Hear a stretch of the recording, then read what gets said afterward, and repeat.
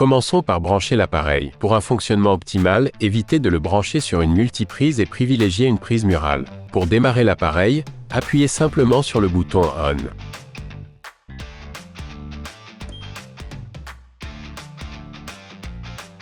L'appareil dispose de 5 modes de fonctionnement. On bascule d'un mode à un autre en appuyant sur le bouton M. Un mode climatisation, un mode déshumidificateur, un mode ventilation, un mode chauffage et un mode auto. En mode auto, l'appareil bascule automatiquement entre climatisation, ventilation et chauffage en fonction de la température extérieure. Pour information, l'écran de façade permet d'afficher la température ambiante de la pièce et pas la température de consigne. Il affichera la température de consigne que lorsque celle-ci est atteinte. En mode climatisation, on peut choisir la température de consigne en appuyant sur les boutons plus et moins, en augmentant jusqu'à 30 ou en baissant jusqu'à 18.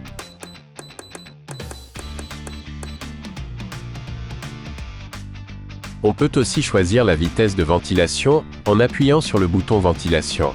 Petite vitesse, moyenne vitesse, grande vitesse ou vitesse auto.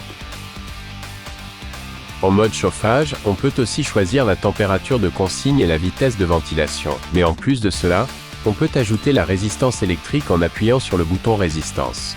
Par contre, en mode ventilation, seule la vitesse de ventilation est réglable.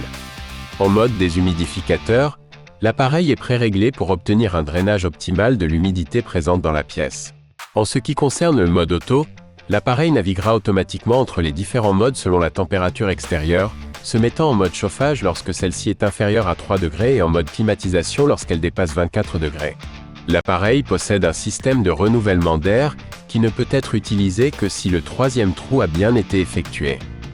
Pour permettre l'apport d'air dans la pièce, il faut ouvrir un volet à l'aide de la molette située au milieu de la grille du haut de l'appareil.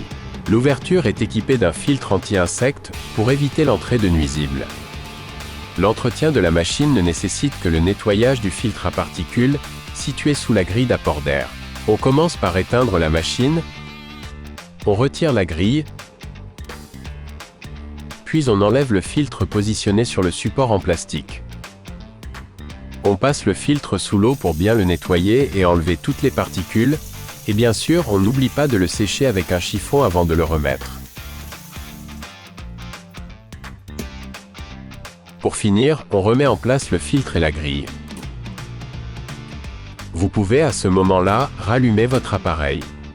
Passons à présent au sous-programme de la thermoconvection. Afin de choisir la technologie qui sera utilisée en mode chauffage, il faut régler un sous-programme d'utilisation de l'appareil. Afin d'accéder à ces sous-programmes, on éteint l'appareil, puis on reste appuyé à la fois sur le bouton M et le bouton ventilation pendant 3 secondes. On pourra alors voir s'afficher P1, P2 ou P3 en fonction du sous-programme déjà sélectionné. En réappuyant simultanément sur les deux boutons pendant 3 secondes, on passe d'un sous-programme à un autre. Vous avez le choix entre 3 sous-programmes. P1. Sur la petite et moyenne vitesse de ventilation, vous êtes en thermoconvection. Sur la grande vitesse de ventilation, vous êtes en production pompe à chaleur. P2. Sur la petite vitesse, vous êtes en thermoconvection. Sur la moyenne et grande vitesse, vous êtes en production pompe à chaleur. P3. Vous êtes en production pompe à chaleur sur la petite, moyenne et grande vitesse de ventilation. Une fois le sous-programme choisi, et que l'écran arrête de clignoter, rallumez l'appareil. Mettez-vous en mode chauffage et choisissez la vitesse de ventilation souhaitée. Le mode thermoconvection est préconisé lorsque l'appareil est dans une chambre, car le niveau sonore est seulement de 29 décibels.